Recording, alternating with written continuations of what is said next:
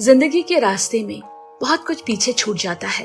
लोग, रास्ते, जगह, और रह जाती है तो बस उनकी यादें। उन्हीं यादों की एक कहानी लेकर आज हम आपके सामने आए हैं, जो सियोल शहर से शुरू होता है। दो दोस्तों की कहानी जो एक ही स्कूल में पढ़ते हैं और एक ही रास्ते से उनका आना जाना होता है। लेकिन एक दिन उनके रास्ते अलग हो गए। एक वहीं रह गया और एक दूर कहीं अमेरिका देश जा बसा।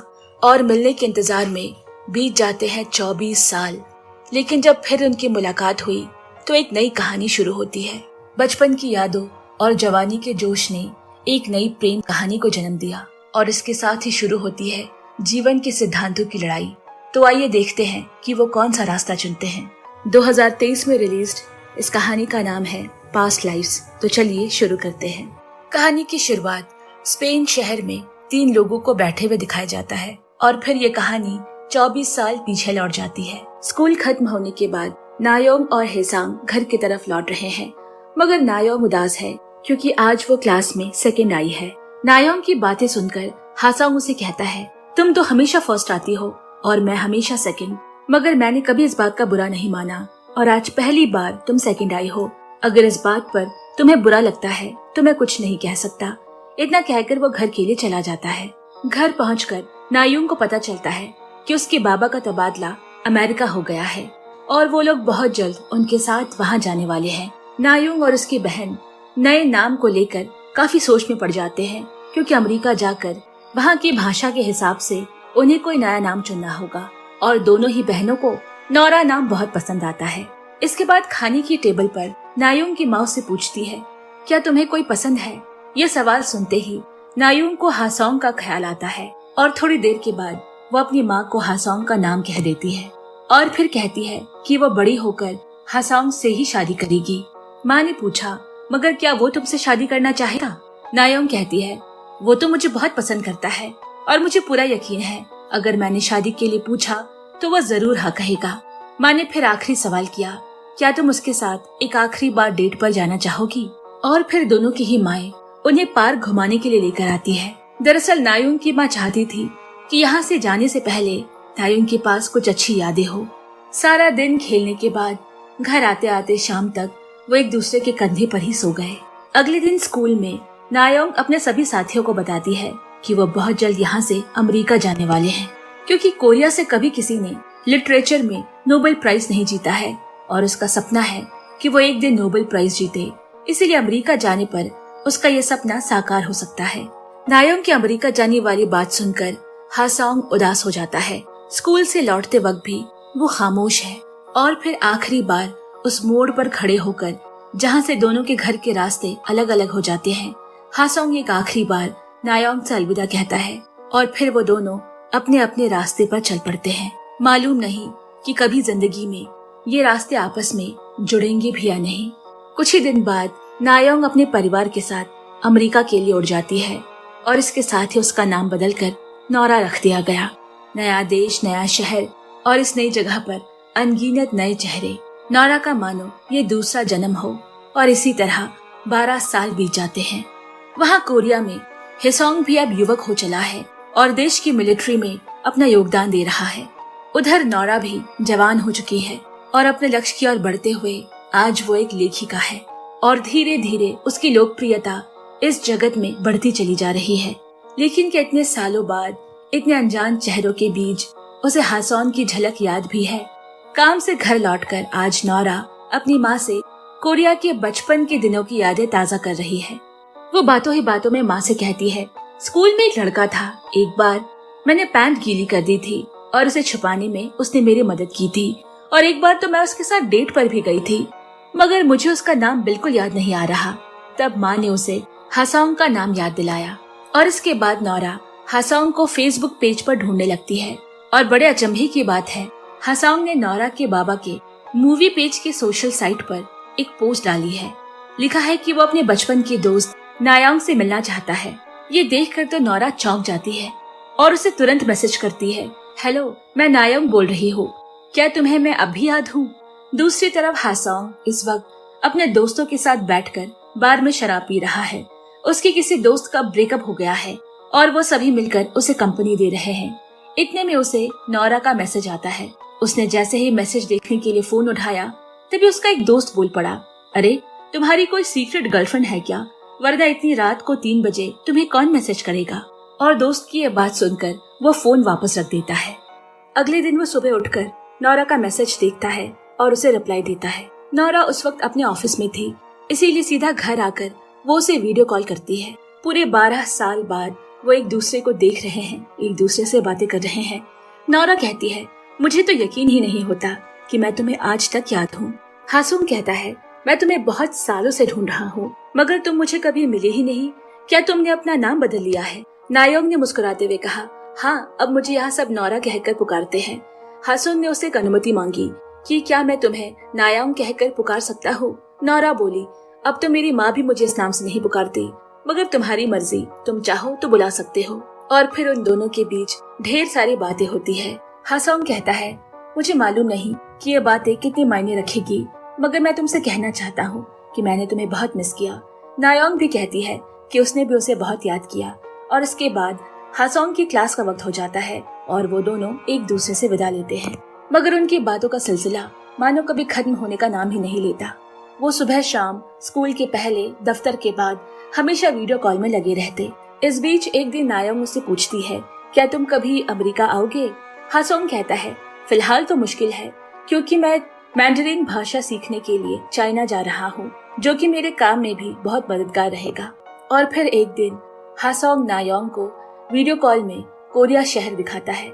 नायोंग अफसोस करते हुए कहती है, काश मैं वहीं होती तो कितना अच्छा होता। हासुंग भी उसे कहता है, तुम्हें एक बार यहाँ जरूर आना चाहिए, हमें एक बार जरूर मिलना चाहिए। और ये सुनते ही नायोंग फोन काट देती है। वो ये क्या कर रही है? वो अपने लक्ष्य से दूर जा रही है। उसे सोचने के लिए थोड़ा समय चाहिए। इसके बाद वो हासुंग से पूछती है कि तुम न्यूयॉर्क कब तक आ पाओगे? हासुंग कहता है, मुझे आने में कुछ 1 साल के ऊपर लग जाएगा। नायोंग कहती है, मुझे भी कोरिया आने में उतना ही वक्त लगेगा। मुझे लगता है कि इस बीच हमें बातचीत करना बंद कर देना चाहिए। जिसे सुनकर हासुंग पूछता है, मगर तुम ऐसा क्यों कर रही हो? नायोंग ने कहा, क्योंकि वो अपने लक्ष्य से दूर होती जा रही है। वो यहाँ अमेरिका कुछ बनने आई है, कुछ करने आई है, मगर हासुंग से बात करने के 1 हफ्ते के अंदर ही वो वापस कोरिया जाने के सपने देखने लगी है। ये सब ठीक नहीं हो रहा, इसीलिए उन्हें कुछ दिनों के लिए दूरी बना लेनी चाहिए। ये सुनकर हासुंग उससे कहता है, तुम्हें ढूंढने में मुझे 12 साल लग गए और अब तुम फिर से बिछड़ना चाहती हो? नायोंग बोली, हम बिछड़ नहीं रहे, बस थोड़ा समय लेना चाहते हैं ताकि अपने अपने लक्ष्य को पूरा कर सके। हासुंग बहुत ही भारी मन से इसे अपनी नियति समझकर उससे दूर होने की बात मान लेता है और इसके साथ ही इस दुनिया में उनका दूसरा सफर भी खत्म होता है।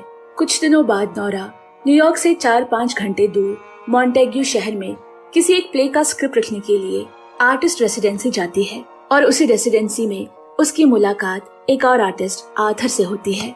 उधर दूसरी तरफ हासुंग भी चाइना जाने के लिए जहाज में चढ़ चुका है और इसके साथ ही उनकी अलग अलग नई जिंदगी शुरू होती है। धीरे धीरे आर्थर और नायोंग के बीच नजदीकियां बढ़ने लगी।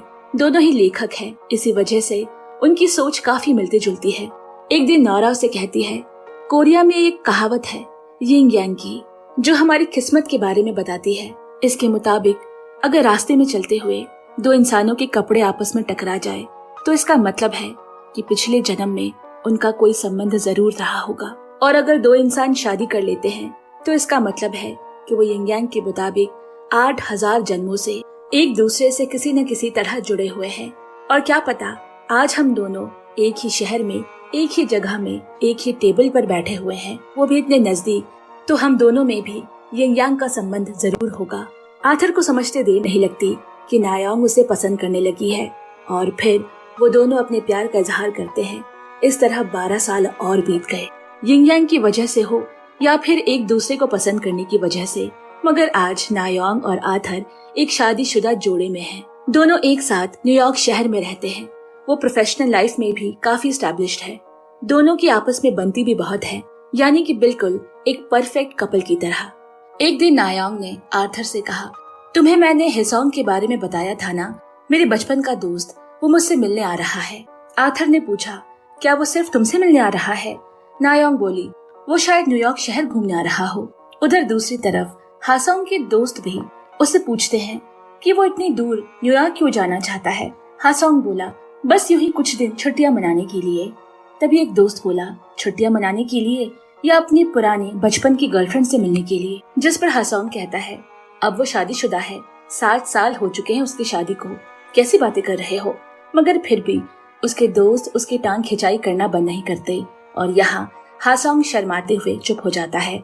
दरअसल बात सच ही है कि वो अपनी न भूलने वाली प्रेमिका से मिलने जा रहा है। अगले दिन वो न्यूयॉर्क के लिए फ्लाइट लेता है। पहुंचने के बाद वो उस दिन रेस्ट करता है और फिर अगले दिन नायांग से मिलने गया। नायांग ने उसे देखते ही गले लगा लिया। 24 साल बाद ये बिछड़े हुए साथी दोबारा मिल रहे हैं। उनकी खुशी चेहरे से झलकती है। पहले तो दोनों को ही समझ नहीं आ रहा कि वो क्या कहे, कैसे कहे, और फिर वो दोनों चलना शुरू करते हैं। इतने सालों बाद एक ही रास्ते पर, मेट्रो पर दोनों में से कोई बातें नहीं कर रहा, बस उनकी आंखें बोल रही है। इतने सालों के बिछड़ने का गम, एक अनकहा दर्द, एक कभी न पूरा होने वाली मिलने की चाह, सब कुछ उनकी आंखों से ही बयां हो रही है। फिर नायोंग बोली, शादी से पहले मैं एक बार कोरिया गई थी। मैंने तुम्हें मेल भी किया था, मगर तुम्हारा कोई जवाब ही नहीं आया। कोरिया जाकर भी तुमसे मुलाकात नहीं हो पाई। हासोंग मुझसे सॉरी कहता है, मगर सच तो ये था कि हासोंग को वो मेल मिला तो था और उसने जानबूझकर उसे कोई रिप्लाई नहीं दिया। इसके बाद नायोंग ने पूछा, मैंने सुना था कि तुम्हारी कोई गर्लफ्रेंड भी है। हासोंग कहता है, हाँ थी तो सही, मगर अभी हमारे बीच कोई संपर्क नहीं। हम दोनों ने ही सोचने के लिए थोड़ा वक्त लिया है, क्योंकि ये शादी का मामला है और कोरिया में शादी करने के लिए अच्छे खासे पैसे और रुतबे की जरूरत है। मैं अपने माँ बाबा का अकेला बेटा हूँ, बहुत ही साधारण सी नौकरी है, बहुत ही साधारण सा जीवन जीता हूँ। नायोंग बोली, शादी करने के लिए भी क्या पैसों की जरूरत पड़ती है? और इसके बाद नायोंग अपने परिवार, अपने पति के बारे में उसे बताती है और बातों ही बातों में उसे कहती है, अब तुम्हें शादी कर लेनी चाहिए। और उसकी बातों को हासोंग हंसी में उड़ा देता है। फिर नायोंग ने उसे पूछा, अच्छा तुम मुझे 12 साल पहले ढूंढने की कोशिश क्यों कर रहे थे? हासोंग बोला, क्योंकि मैं तुमसे एक बार के लिए मिलना चाहता था। तुम अचानक मेरी जिंदगी से चली गई, जिसके बाद वो बिल्कुल सूना हो गया। यहाँ तक कि मिलिट्री में भर्ती होते वक्त भी मैंने तुम्हें बहुत याद किया। लेकिन वो सब बातें जाने दो, अच्छी बात तो ये है कि तुम मुझे दोबारा मिल गई। नायोंग को उसकी बातों से थोड़ी तकलीफ पहुंचती है। शायद नायोंग को कहीं न कहीं खुद को दोषी ठहरा रही है। अब पूरा दिन बातें करने के बाद, इधर उधर घूमने के बाद वो दोनों दोस्त अपने अपने घर चले गए। जब नायोंग घर पहुंची तो आर्थर ने पूछा, तुम्हारा मिलना कैसा रहा? नायोंग बोली, तुमने सही कहा था, वो इतनी दूर यहाँ सिर्फ मुझसे मिलने आया था। और इसके बाद वो हासोंग के बारे में एक के बाद एक बातें बताने लगी, उसकी प्रशंसा करने लगती है। वहीं जबकि आर्थर को वो सब सुनने में बिल्कुल अच्छा नहीं लग रहा। फिर आर्थर ने उससे पूछा, तुम क्या उसकी तरफ आकर्षित हो रही हो? नायोंग बोली, जाहिर सी बात है, बचपन से हासोंग और कोरिया के लिए मेरे मन में एक आकर्षण हमेशा रहेगा। लेकिन यह आकर्षण किसी भी तरह से शारीरिक आकर्षण नहीं है। हासोंग भी जरूर यही सोचकर मिलने आया होगा कि उसे यहाँ 12 साल की वही नायोंग मिलेगी। फिर आर्थर पूछता है, वो वापस कब जा रहा है? नायोंग बोली, परसों की उसकी फ्लाइट है। इसके बाद आर्थर ने कुछ नहीं कहा। उसकी चुप्पी को भांपकर नायोंग ने पूछा, क्या तुम मुझसे नाराज हो? आर्थर बोला, नाराज होने का मुझे कोई हक नहीं, क्योंकि वो तुम्हारे लिए 13 घंटे की फ्लाइट लेकर यहाँ इतनी दूर न्यूयॉर्क शहर आया है और वो तुम्हारे बचपन का दोस्त है, बचपन का पहला प्यार। तो मेरा कोई हक नहीं बनता कि मैं तुम्हें उससे मिलने से मना करूं या उससे मिलने पर नाराज हूँ। और फिर आर्थर ने मजाक में कहा, और ऐसा तो नहीं है कि तुम उससे मिलने गई और उसके साथ ही भाग जाओ। नायोंग बोली, क्यों नहीं भाग सकती, क्या पता भाग जाऊं। रात को सोते वक्त भी आर्थर को चुपचाप देख नायोंग उसे इसकी वजह पूछती है। आर्थर ने कहा, तुम दोनों की कहानी कितनी खूबसूरत है। बचपन के दो दोस्त जिन्हें तब प्यार हुआ जब उन्हें इनके मायने भी पता नहीं थे, और फिर 20 साल बाद वो दोनों दोबारा मिलते हैं और उन्हें एहसास होता है कि वो दोनों एक दूसरे के लिए ही बने थे। और जबकि मैं बन गया वो अमेरिकन पति जो किसी विलेन की तरह उन दोनों की किस्मत को जोड़ने से रोक रहा है। उसकी बातों को सुनकर नायोंग हंस पड़ती है। वैसे आर्थर ने गलत नहीं कहा है। वो दोनों जिंदगी के उस मोड़ पर मिले जब वो दोनों ही सिंगल थे। राइटिंग के पैशन की वजह से उन दोनों की नजदीकियां बढ़ी और फिर उन दोनों ने एक साथ रात गुजारी। क्योंकि वो दोनों न्यूयॉर्क शहर में ही रहते थे, इसीलिए घर का किराया बचाने के लिए एक साथ शिफ्ट हो गए, लिविंग इन रिलेशनशिप में रहने लगे। और फिर शादी कर ली। और शादी करने के बाद नायांग को अमेरिका की सिटीजनशिप मिल गई। सोचो कि अगर वो दोनों उस आर्टिस्ट रेसिडेंसी में मिले ही ना होते तो शायद आज कहानी कुछ और ही होती, किसी और ही मोड़ पर होती। नोरा ने जवाब में कहा, जिंदगी कभी वैसी नहीं चलती जैसा कि हम कल्पना करते हैं, और आज की हकीकत यही है कि हम दोनों पति पत्नी हैं। फिर आर्थर ने उससे पूछा, तुम मेरे साथ खुश तो हो ना? नायांग बोली, तुम मेरी नियति में लिखे थे, इसीलिए हम मिले। मगर फिर भी आर्थर के मन में कुछ सवाल रह गए कि जिस तरह नायांग उसकी जिंदगी है, क्या वो भी नायांग की जिंदगी में उतना ही अहम है, या उससे भी कोई और अहम उसकी जिंदगी में हो सकता है। और रात की साय में उनके सारे सवाल जवाब सो गए। अगले दिन नायांग फिर हासोंग से मिलने गई। हासोंग उससे पूछता है, बचपन में तुम्हारा ख्वाब था नोबेल प्राइज जीतना। 12 साल पहले जब हमारी बातचीत हुई थी तब तुम्हें पुलित्जर प्राइज जीतना था, तो अभी भी ऐसा कोई ख्वाब तुम्हारे मन में है क्या? नायांग बोली, अब उसकी ऐसी कोई इच्छा नहीं, वो बस अपनी जिंदगी जीना चाहती है। फिर इन दोनों ने ढेर सारी बातें की, उन्होंने क्या पाया, क्या खोया इतने सालों में, और फिर अपनी इस मुलाकात को कुछ तस्वीरों में कैद कर लिया जिसे वो आने वाले सालों तक याद करते रहेंगे। पूरा दिन एक दूसरे के साथ अच्छा वक्त गुजारने के बाद शाम को नायांग हासोंग को अपने घर ले आई, जहाँ वो उसे आर्थर से मिलाती है। आर्थर और हायांग दोनों को अपनी अपनी जगह पर थोड़ी हिचकिचाहट महसूस होती है, और फिर वो तीनों डिनर करने के लिए बाहर निकल आते हैं। बातों ही बातों में आर्थर ने उनसे पूछा, तुम दोनों ने आज पूरा दिन क्या किया? नायांग बोली, आज हम स्टैचू ऑफ लिबर्टी देखने गए थे। जिस पर आर्थर ने एक अजीब सी बात कह दी कि उसने कभी स्टैचू ऑफ लिबर्टी नहीं देखा। ये सुनकर उन दोनों को थोड़ा अजीब लगता है। फिर डिनर करने के बाद वो तीनों एक बार में बैठे हैं, और इसके साथ ही हम कहानी के पहले सीन पर आ जाते हैं। काफी देर तक बातें होने के बाद हासोंग ने नायांग से कहा, आर्थर से मिलवाने के लिए तुम्हारा बहुत शुक्रिया, लेकिन मुझे मालूम नहीं था कि तुम्हारे पति से मिलने के बाद मेरे दिल में एक टीस सी उठेगी। याद है 12 साल पहले जब हम दोनों ने अचानक बातें करना बंद कर दिया था, उस वक्त भी मुझे बहुत तकलीफ पहुंची थी, तुम्हें बहुत याद करता था। क्या तुम्हारे साथ भी ऐसा कुछ हुआ था? नायांग ने सहमति में सिर हिला दिया। और आज फिर इतने सालों बाद तुमसे वापस मिलने पर मेरे दिल और दिमाग में कई सारे सवाल, कई सारे हालात घूम रहे हैं। क्या होता अगर मैं 12 साल पहले तुमसे मिलने न्यूयॉर्क आ जाता, या फिर तुम सियोल शहर छोड़कर कभी गई ही ना होती और हम दोनों साथ बड़े होते, तो क्या तब भी हम दोनों के बीच ऐसा ही खिंचाव महसूस होता? क्या हम दोनों डेट करते, डेट के बाद ब्रेकअप कर लेते, या हमारी शादी होती और शादी के बाद क्या हम बच्चे करते? नायांग ने मुस्कुराकर कहा, मेरे दिमाग में भी कभी कभी ये बातें जरूर आती है। वो नायांग जिसे मैं तुम्हारे पास 20 साल पहले छोड़ आई थी, हासोंग भी कहता है, हाँ, और जिसे मैंने 12 साल की उम्र में प्यार किया था। दोनों ही अपने आंसुओं को छुपाकर हंसने की पूरी कोशिश कर रहे हैं। फिर नायांग कहती है, हम दोनों आज इतने सालों बाद भी संपर्क में हैं, यहाँ साथ बैठे हैं।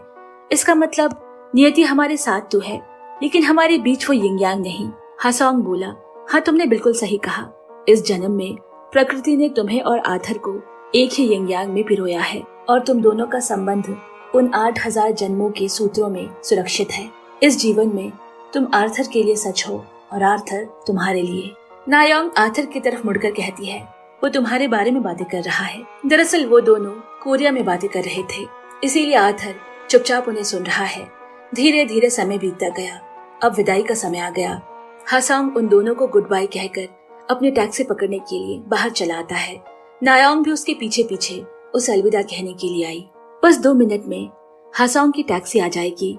उनके पास सिर्फ 2 मिनट का वक्त बचा है, और इसके बाद एक बार फिर उन दोनों के रास्ते अलग हो जाएंगे। एक यहीं रह जाएगी और एक बहुत दूर हो जाएगा, इतना दूर कि उसे वापस नायांग की जिंदगी में आने के लिए शायद एक और जन्म लेना पड़े। ये 2 मिनट वो दोनों एक दूसरे की आंखों में देखकर ही गुजार देते हैं। ये 2 मिनट 2 सेकंड की तरह बीत जाते हैं। हासोंग की टैक्सी आ चुकी है। वो उसे एक आखिरी बार गले लगकर टैक्सी की तरफ बढ़ता है, मगर अंदर बैठने से पहले वो फिर पीछे मुड़ा। ऐसा लगता है कहानी 24 साल पहले उसी मोड़ पर आ गई जब 12 साल के नायांग और हासोंग बिछड़े थे। हासोंग उससे पूछता है, क्या कभी किसी पिछले जन्म में या आने वाले जन्मों में हमारा मिलना मुमकिन है? नायांग बोली, मुझे नहीं मालूम। हासोंग भी कहता है, शायद मुझे भी इसका जवाब नहीं मालूम। और इसके बाद वो टैक्सी में बैठ गया और वो चल पड़ती है। जबकि नायोंग का दिल धक सा रह गया। वो भारी कदमों से घर की तरफ बढ़ी। सीढ़ियों पर ही आर्थर उसका इंतजार कर रहा है। वो आर्थर के गले लगकर खूब रोई। आर्थर भी उससे कोई सवाल या शिकायत नहीं करता, वो बस उसे कसकर गले लगा लेता है। और इसके साथ ही ये फिल्म की कहानी यहीं पर खत्म होती है। कुछ लोग शायद बिछड़ने के लिए ही बने होते हैं। कुछ प्यार कभी पूरा नहीं होता, बस उनके एहसास पूरे होते हैं। मगर वो प्यार किसी के भी प्यार से कम नहीं होते। नायांग और हासोंग की ये कहानी अगर आपके दिल को भी छू गई हो तो इस वीडियो को जरूर लाइक करें और ऐसी ही कहानियां रोज सुनने के लिए चैनल को सब्सक्राइब करना बिल्कुल ना भूलें। जल्द ही मिलते हैं, तब तक के लिए मैं आप सभी से विदा लेती हूँ। Bye bye and take care.